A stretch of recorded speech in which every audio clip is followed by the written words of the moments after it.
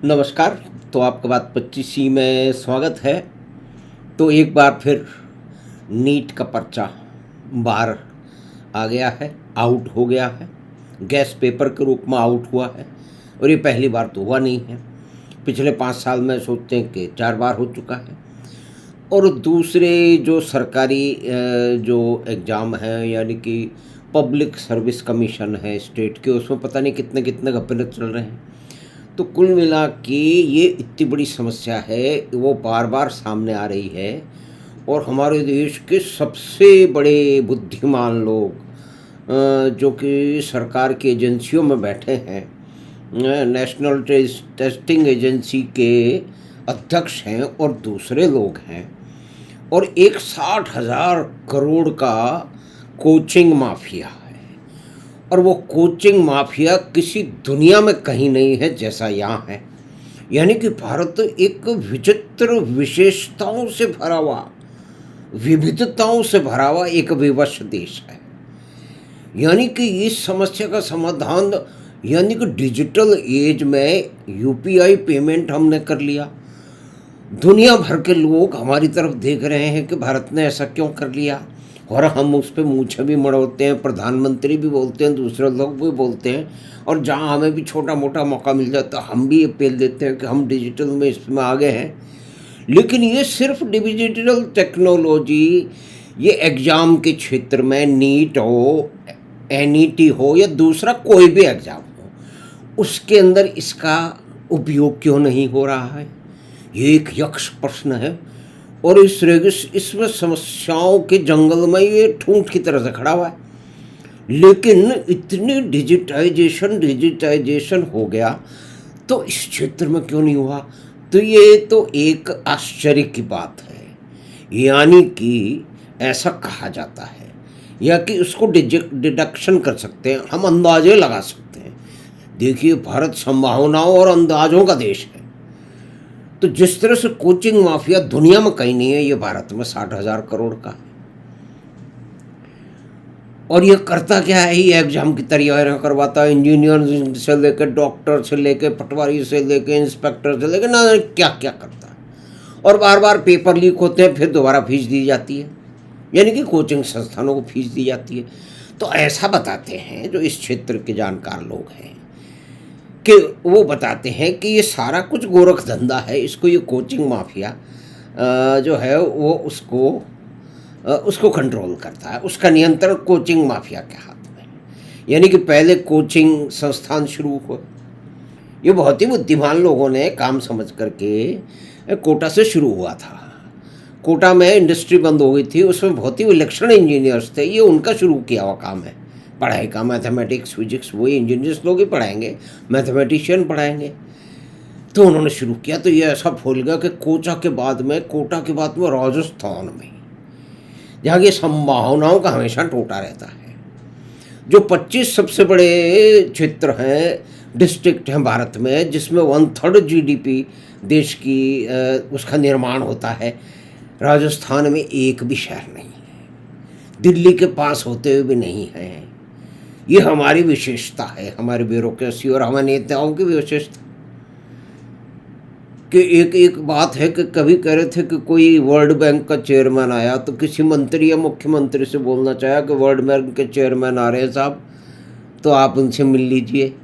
तो उन्होंने कहा यार मिल तो देंगे, हमारे जवाई साहब को नौकरी पर रख लेंगे क्या, वो बताओ ज़रा।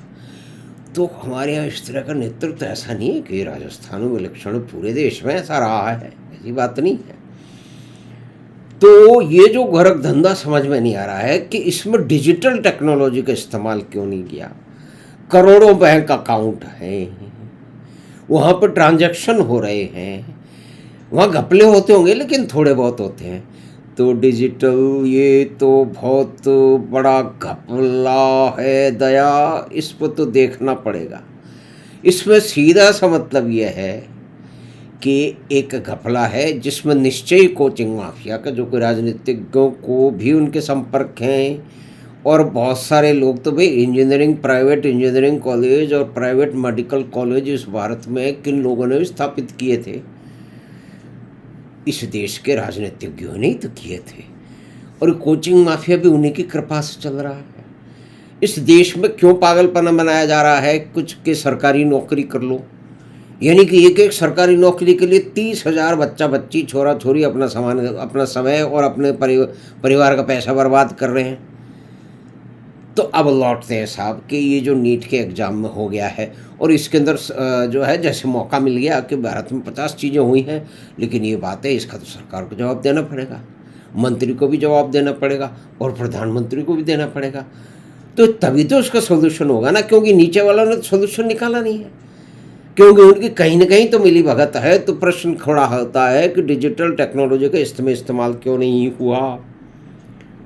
भाई सीकर के क्षेत्र में कहते हैं कि भाई 20,000 मेडिकल की सीट है और उसकी 10%, कहते हैं कि सीकर को कोचिंग संस्थानों से पढ़े हुए लोगों के पास में 2,000 करीब जो है ना वो टॉप नंबर ला गए, 650 से ज़्यादा।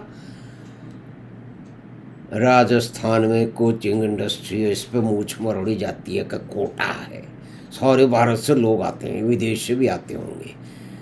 तो 5,000 करीब करीब संस्था जो है संस्थान है, केंद्र है, वहाँ पे ये एग्ज़ाम होता है। तो 5,000 केंद्र में कुछ लेटेस्ट सिस्टम डिजिटल टेक्नोलॉजी से आप पेपर बना लो, आप 400-500 क्वेश्चन नहीं 1,000 क्वेश्चन रख दो, उसको छपवाते क्यों? क्योंकि जहाँ छापा जाता है, नासिक में छापा गया, देखिए सिक्योरिटी प्रेस नासिक में है, तो नासिक में कैसे कैसे कांड हुए हैं आपको मालूम है, तेलगी का कांड मालूम है, और जो पाकिस्तान में जो छपाई हो रही थी उसका कांड मालूम है। उसके लिंक ऐसा माना जाता है, अंदाज़ा लगाया जाता है, देखिए कि वो तो धुरंधर फिल्म में भी था। यानी कि जब हम भारत डिजिटल टेक्नोलॉजी में धुरंधर है, तो ये परीक्षाओं के क्षेत्र में डिजिटल टेक्नोलॉजी का उपयोग एप्लीकेशन क्यों नहीं हुआ है, ये मूल प्रश्न है।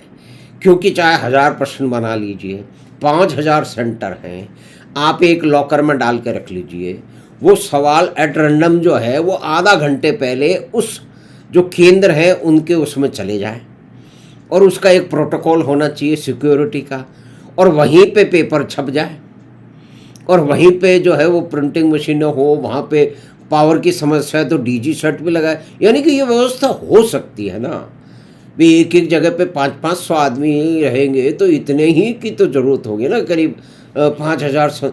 तो 5,000 केंद्रों में ये क्यों नहीं किया जा सकता?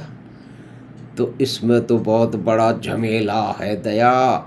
डिजिटल टेक्नोलॉजी का जब तक इसके अंदर उपयोग नहीं होगा, ये पूरा का पूरा गोरख धंधा, इसमें कहते हैं कि 30,000 से लेके 30 लाख रुपए तक ये बेच दिए गए, और 20,000 मेडिकल की सीट है, 2,000 तो छोरा छोरी ले गए सीकर के ही अपने विलक्षण लोग।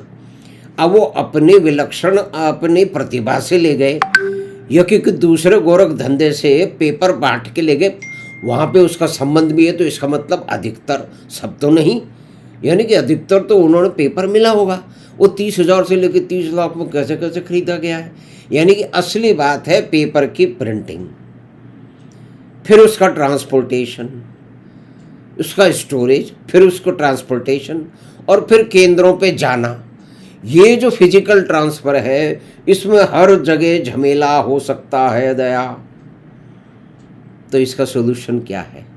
इसका सॉल्यूशन सीधा सा है, डिजिटल टेक्नोलॉजी का इस्तेमाल है ये करना। ये इतने बड़े बड़े ज्ञानी लोगों की समझ में क्यों नहीं आ रहा है? वो अभिषेक सिंह जी जो है नेशनल टेस्टिंग एजेंसी के सर्वा बैठे हुए हैं, उनको जवाब देते नहीं बन रहा है, तो उनके समझ में क्यों नहीं आ रहा है? और दूसरे मंत्रियों को समझ में क्यों नहीं आ रहा है? भाई सब जगह डिजिटल टेक्नोलॉजी में भारत उसके अंदर आ गया हुआ है, ये एग्जाम में क्यों पीछे है? तो इससे बहुत सारे समाधान निकल सकते हैं। इसकी निटिग्रिटीज़ है उसमें हम नहीं जा रहे, हम तो यहाँ पे मोटी मोटी बात करें, क्योंकि ज़्यादा टेक्नोलॉजी में घुसेंगे तो उसका कोई अर्थ नहीं होगा, क्योंकि यहाँ पूरा गोरख धंधा इस सिस्टम को फेल करके और कुछ लोगों को पैसे के बल पे डॉक्टर बनाना या कि दूसरे सरकारी ओहदों पर पहुंचाना रहता है। तो ये भ्रष्टाचार का एक तंत्र है जिसको भारत में बहुत ही जतन से उसको संजोया गया है। अब एक एक जगह सफाई होनी चाहिए, तो अब यहाँ भी सफाई होने की ज़रूरत है। और मुख्य बात यह है कि 5 बार में से 4 बार पेपर लीक हो गया, और पार्शियल तो पहले भी होगा, उसका हल्ला नहीं हुआ। तो हम मान लेते हैं कि अधिकतर यानी कि 1 करोड़ लोग इस सिस्टम से लेकर गुजरे हैं, उनका परिवार गुजरा है।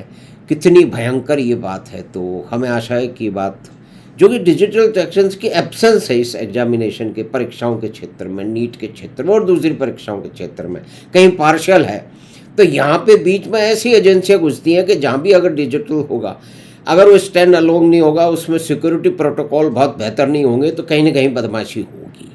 यानी कि डिजिटल पेपर जो दिए जा रहे हैं उसके अंदर ऑटो से जो है ना, ऑटो आर्टिफिशियल इंटेलिजेंस का इस्तेमाल करके दूसरे लोग उसका सवाल दे रहे हैं, बंदा तो बस बैठ जाता है। तो इस सारे गोरख धंधे पे निश्चय ही सरकार को ध्यान देना होगा। मोदी जी को तो अब ध्यान देना ही पड़ेगा, क्योंकि तो नीचे ये धर्मेंद्र प्रधान जी बड़े ज़बरदस्त आदमी हैं, इनके ज़माने में बहुत सारी गड़बड़ें हो रही हैं, ऐसा लोग कह रहे हैं, और इसको मानने में कोई बुराई भी नहीं है ना। तो हम किसी को कोई भक्त थोड़ी है, जो बात है वो है। तो अभी मज़ा आ गया, देखिए विरोधियों को, जो ममता जी के साथी हैं उनको मज़ा आ गया है और उन्होंने पकड़ लिया है नीट को। तो निश्चय ये बहुत बड़ी एक समस्या है, इसका समाधान डिजिटल टेक्नोलॉजी की एप्लीकेशन से ही संभव है, ऐसा दिख रहा है। तो हमें आशा है कि बातचीत आपको पसंद आई होगी। तो आप चैनल बात 25 को सब्सक्राइब करें, लिंक अपने मित्रों परिवार के साथ साझा करें। हम आपसे फिर मिलेंगे बात 25 की अगली बात में। धन्यवाद, नमस्कार।